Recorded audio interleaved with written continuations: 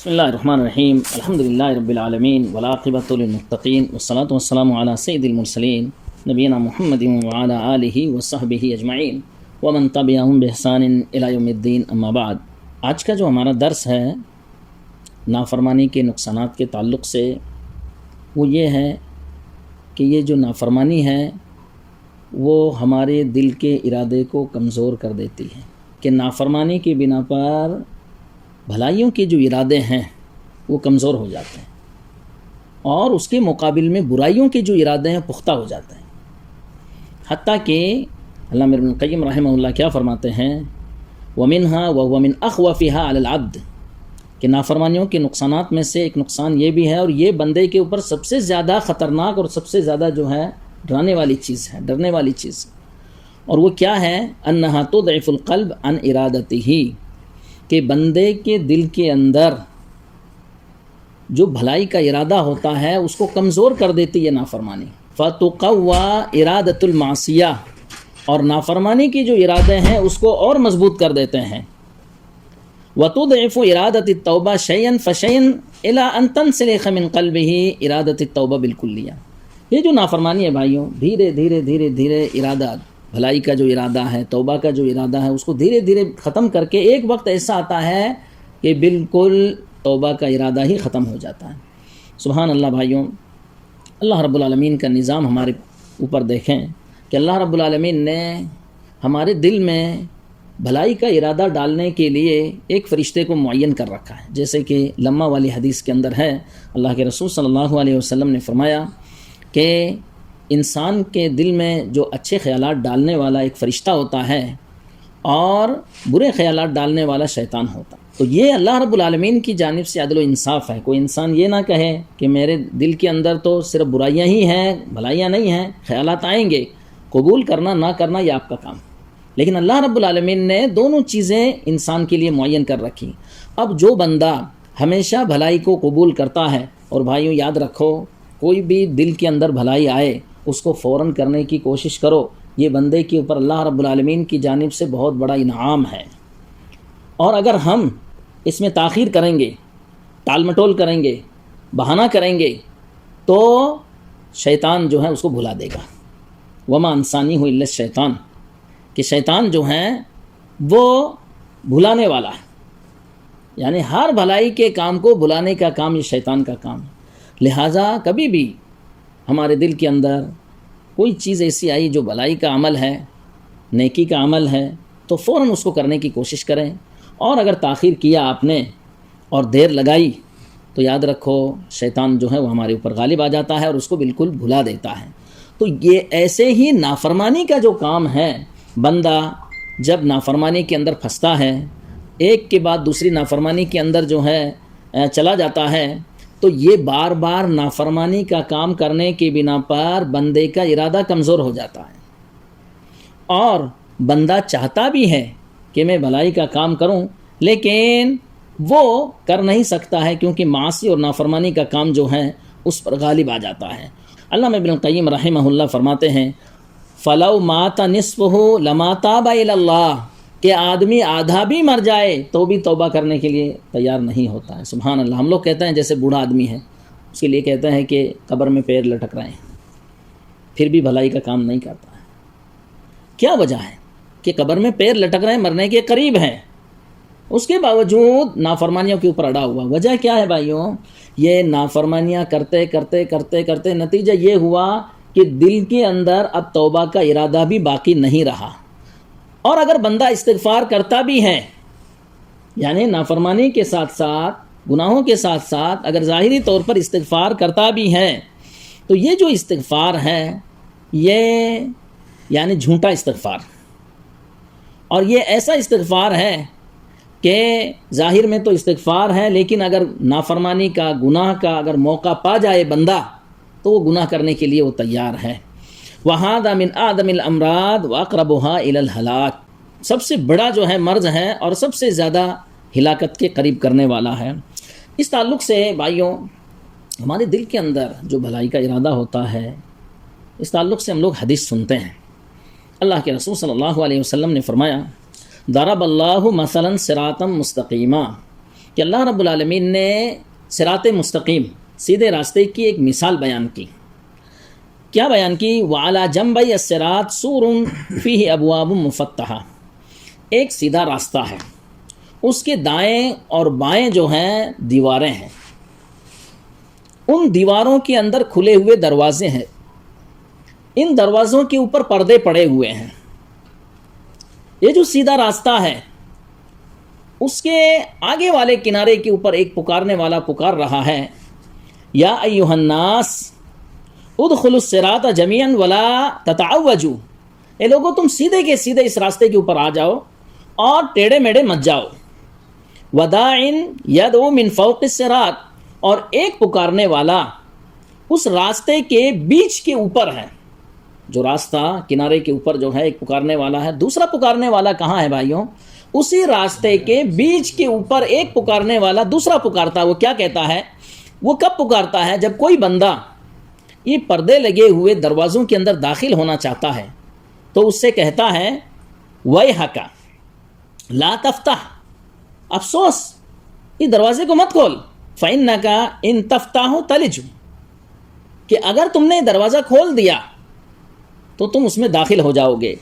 اب اللہ کے رسول صلی اللہ علیہ وسلم نے وضاحت کی فالصراط الاسلام، یہ جو سیدھا راستہ ہے وہ اسلام. اور حقیقی معنوں کے اندر بھائیوں اللہ رب العالمین نے بھی اس کی وضاحت کی ہے. اللہ رب العالمین نے فرمایا وَأَنَّ هَذَا صِرَاطِي مُسْتَقِيمًا فَاتَّبِعُوهُ وَلَا تَتَّبِعُوا السُّبُلَ فَتَفَرَّقَ بِكُمْ عَنْ سَبِيلِهِ. یہ لوگوں یہ میرا راستہ سیدھا راستہ ہے، تم اس کی اتباع کرو اور اس کو چھوڑ کر کے کسی اور راستوں کی اتباع مت کرو ورنہ تم سیدھے راستے سے ہٹ جاؤ گے.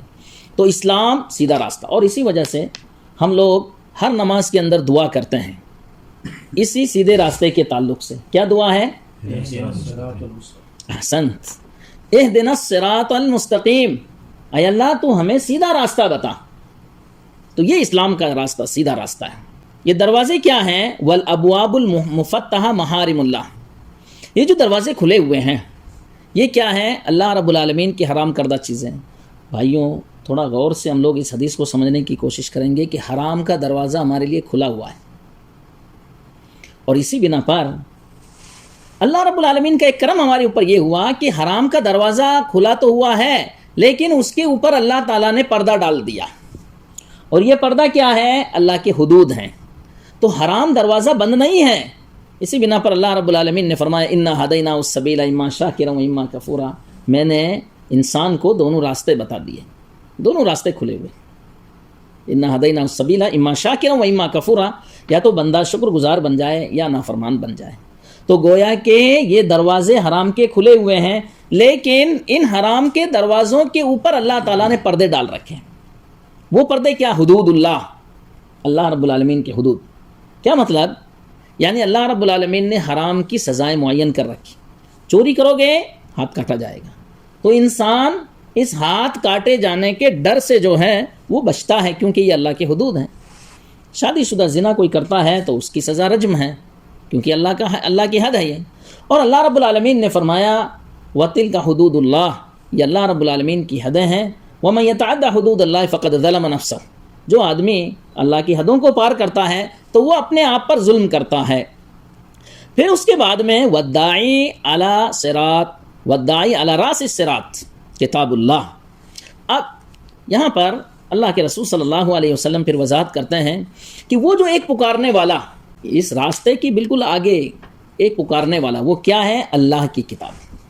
اللہ رب العالمین نے فرمایا واللہ یدعو الی دار السلام ویہدی من یشاء الی صراط مستقیم. اللہ رب العالمین تم کو دار السلام یعنی جنت کی طرف بلا رہا ہے، اور اللہ جس کو چاہتا ہے اس کو سیدھے راستے کی ہدایت دے دیتا ہے، اس کی رہنمائی کر دیتا ہے. تو اللہ کا جو قرآن ہے وہ ہم کو سیدھے راستے کی طرف بلا رہا ہے.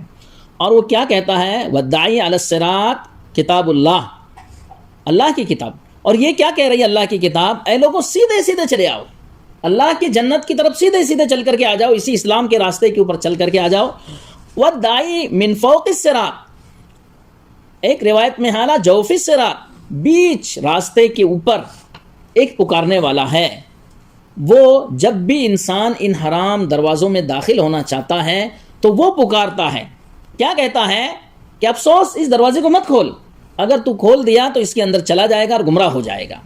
تو اصل جو موضوع ہے اس حدیث کو لانے کا جو مقصد ہے بھائیوں، یعنی والداعی من فوق الصراط واعد اللہ فی قلب کل مسلم، ہر مسلمان کے دل میں اللہ رب العالمین نے ایک نصیحت کرنے والا رکھا ہے۔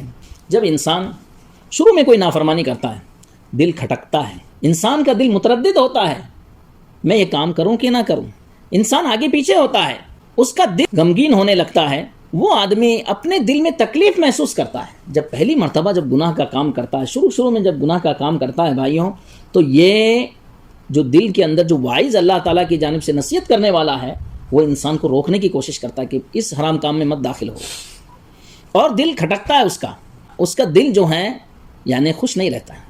اس کے باوجود مثال کے طور پر شیطان غالب آ جائے یا برے دوست، بھائیوں برے دوستوں سے بچنے کی کوشش کرو، یہ تم کو ہمیشہ برائی کی طرف کھینچیں گے، یا نفس جو انسان کو برائی کے اوپر اکسانے والا اس کا غلبہ ہو گیا، دوستوں کا یا شیطان یا نفس امارہ، ان تینوں چیزوں کا غلبہ اگر اس کے اوپر ہو گیا اور یہ بندہ گناہوں کے اوپر چل پڑا اور گناہ کرتے کرتے، کیا اس داعی کے اندر اس دل میں کھٹکا جو پیدا ہوتا ہے، اللہ رب العالمین کی جانب سے جو واعظ ہے، نصیحت کرنے والا ہے، وہ جو دل کو کھٹکاتا ہے، کیا یہ آدمی جو اس کے اندر چلا گیا اور ہمیشہ گناہوں کا کام کر رہا ہے، اس کے اندر وہ پاور رہے گا، وہ طاقت رہے گی؟ کیا نہیں رہے گی؟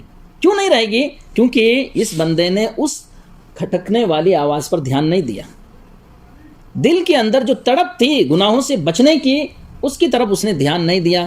نتیجہ یہ ہوا کہ گناہ کرتے کرتے کرتے کرتے یہ اللہ کا جو واعظ ہر دل کے اندر موجود ہے، اس واعظ کو اس نے دبا دیا، گناہ کرتے کرتے، کہ دل کے اندر جو ہے نافرمانی کی بنا پر توبہ کا جو ارادہ ہے وہ ختم ہو جاتا ہے۔ دوسری جو چیز ہے نافرمانی کے نقصان میں سے ایک نقصان یہ بھی ہے بھائیوں، وَمِنْهَا أَن يَنْسَلِخَ مِنَ الْقَلْبِ اسْتِقْبَاحُ الْمَعْصِيَةِ، کہ دل کے اندر گناہ کی نفرت ختم ہو جاتی۔ کوئی آدمی جو ہے مثال کے طور پر گناہ کرتے کرتے وہ گناہ اس کی عادت بن جاتی ہے، اس کے دل میں گناہ کی نفرت نہیں ہوتی ہے، اور کوئی آدمی کے سامنے اگر گناہ کرے تو بھی اس سے جو ہے وہ شرم نہیں کرتا ہے، یعنی اس کی شرم و حیائی ختم ہو جاتی ہے گناہ کرتے کرتے۔ اللہ اکبر، یہ کتنا بڑا مجرم انسان ہے کہ اس کی شرم و حیائی ختم کر دی گئی۔ اور اسی بنا پر اللہ کے رسول صلی اللہ علیہ وسلم نے فرمایا، ان مما ادرک الناس من کلام النبوۃ الاولی اذا لم تستحی فاصنع ما شئت، اگلے پیغمبروں کا کلام جو لوگوں کو ملا ہے اس میں سے یہ بات بھی تھی کہ جب شرم حیا نہ رہی تو پھر جو چاہو کرو، یعنی گویا کہ شرم و حیا انسان کو گناہ سے روکتی ہے کہ لوگ کیا کہیں گے، اللہ رب العالمین کے یہاں میں کیسے کھڑا ہوں گا، شرم آئے گی مجھے کہ میں گنہگار ہو کر کے اللہ رب العالمین کے سامنے جاؤں کرو۔ آپ دیکھیں ہوں گے بہت سارے لوگ، نہ ان کو ڈانٹنا جو ہے کوئی اثر کرتا ہے، نہ اس کو برا بھلا کہنا اثر کرتا ہے، اور بہت سارے تو ایسے بھی ہیں کہ مار کھا کھا کے عادی ہو گئے ہیں، ان کو مار بھی اثر نہیں کرتی۔ تو یہ بندہ سبحان اللہ، یعنی اللہ رب العالمین کی نافرمانی کرتے کرتے نافرمانی اتنی زیادہ غالب آئی کہ اس کے دل سے نافرمانی کی جو نفرت ہے وہ ختم ہو گئی ہے۔ یہ آدمی اس حد تک پہنچ گیا کہ لوگوں کے سامنے اپنی نافرمانی کو بیان کرتا ہے، لوگوں سے کہتا ہے کہ میں نے فلاں فلاں برا کام کیا ہے، یعنی کتنی زیادہ جو ہے یہ بری حرکت ہے۔ اور علامہ ابن القیم رحمہ اللہ فرما رہے ہیں، وَهَذَا الضَّرْبُ مِنَ النَّاسِ لَا يُعَافُونَ مِنْهُ وَتُصَدُّ عَلَيْهِمْ طَرِيقُ التَّوْبَةِ وَتُغْلَقُ عَلَيْهِمْ أَبْوَابُهَا غَالِبًا فَيَمُوتُ أَحَدُهُمْ بِلَا تَوْبَةٍ۔ کہہ رہے اس قسم کے لوگ جن کے دلوں کے اندر شرم و حیا نہیں ہے، اس قسم کے جو بھی لوگ ہیں تو ان کے سامنے توبہ کا دروازہ بند ہو جاتا ہے، ان کے سامنے جو ہے توبہ کا دروازہ بند ہو جاتا ہے، اور ان میں سے اکثر لوگ بغیر توبہ کے ہی مرتے ہیں، بغیر توبہ کیے دنیا سے چلے جاتے ہیں۔ جیسا کہ اللہ کے رسول صلی اللہ علیہ وسلم نے فرمایا، کل امتی معافن الا المجاہرین وان من الاجہار ان یعمل العبد باللیل عملا ثم یصبح قد سترہ ربہ فیقول یا فلان قد عملت البارحہ کذا وکذا وقد بات یسترہ ربہ فیبیت یستر ربہ ویصبح ویکشف ستر اللہ عنہ، متفق علیہ۔ اللہ کے رسول صلی اللہ علیہ وسلم نے فرمایا، میری تمام امت کو گناہوں پر معافی ملے گی سوائے ان لوگوں کے جو اپنے گناہوں کا اعلان کرنے والے ہیں۔ اعلان میں سے یہ ہے کہ بندہ رات کو ایک کام کرے، پھر صبح ہو کر کے اللہ نے اس کے گناہ کے اوپر پردہ رکھا ہوا تھا اور وہ خود کہے اے فلاں میں نے پچھلی رات ایسا ایسا کام کیا، حالانکہ اس نے رات گزاری، اس کے رب نے اس پر پردہ ڈال رکھا، اور وہ صبح کرتا ہے تو وہ اپنے رب کا پردہ ڈالا ہوا پردہ جو ہے وہ خود ہی پھاڑ دیتا ہے۔ یعنی سبحان اللہ، یہ جو لوگ ہیں اس قسم کے لوگ کہ مثال کے طور پر کوئی برائی کی ہے، اب اللہ رب العالمین نے رات بھر اس کی برائی کو چھپا کر کے رکھا، کسی کو پتہ نہیں، کیونکہ وہ بندہ جانتا ہے اور اس کا رب جانتا ہے۔ لیکن اس کی شرم و حیا ختم ہونے کی بنا پر، اللہ رب العالمین کی تعظیم دل سے ختم ہونے کی بنا پر، اور گناہوں کا غلبہ ہونے کی بنا پر یہ اللہ کے پردے کو پھاڑتا ہے صبح اٹھ کر کے۔ اللہ تعالیٰ نے اس کے ایپ پہ پردہ ڈال دیا تھا، اب یہ صبح اٹھ کر کے لوگوں سے کہتا پھرتا ہے کہ میں نے فلاں فلاں کام جو ہے یہ کیا ہے۔ بھائیوں، اس طرح کے لوگ، ان پر اللہ رب العالمین کی لعنت ہوتی ہے، اس نافرمانی کی بنا پر توبہ کے جو دروازے ہیں وہ بند ہو جاتے ہیں، اور بغیر توبہ کیا ہی مرتا ہے اور اس دنیا سے چلا جاتا ہے۔ اور آج کل بھائیوں، اللہ ہم سب کی حفاظت کرے، آج کل کا جو دور ہے اس کے اندر بولنے کی ضرورت نہیں۔ ہمارے پاس میں موبائل ہے، یہ موبائل، اس کے اندر تم فوٹو کھینچ لو بے حیائی کے اور شرمناک اعمال کے فوٹو کھینچ لو، اور صرف اس کے اندر ڈال دو، پوری دنیا کے اندر جہاں تم بھیجنا چاہو 5 سیکنڈ کی مدت کے اندر پہنچ جائیں گے، اور بولنے کی ضرورت نہیں ہے کہ میں نے یہ کام کیا ہے۔ بھائیوں، یہ کتنے خطرناک بات ہے کہ آدمی جو ہے اتنا بڑا جرم کرے، اور یہ پھر ایسی چیز ہے کہ ہمیشہ ہمیشہ باقی رہنے والی۔ بہت سارے مقامات میں آپ ڈیلیٹ بھی کر دیں گے تو بھی نہیں ہونے والا، کیونکہ وہ تو چلا گیا خلاص، وہ آپ کے پاس ڈیلیٹ ہو سکتا ہے لیکن جو پروگرام ہے اس کے اندر تو نہیں ڈیلیٹ ہو سکتا ہے۔ تو بہرحال ہمیں چاہیے کہ ہم نافرمانیوں سے بچیں، گناہوں سے بچیں، کیونکہ یہ گناہ، بندہ گناہ کرتے کرتے ایک وقت ایسا آتا ہے کہ اس کے دل سے گناہ کی نفرت بھی ختم ہو جاتی ہے، یعنی توبہ کا جو ارادہ ہے وہ توبہ کا ارادہ بھی جو ہے ختم ہو جاتا ہے۔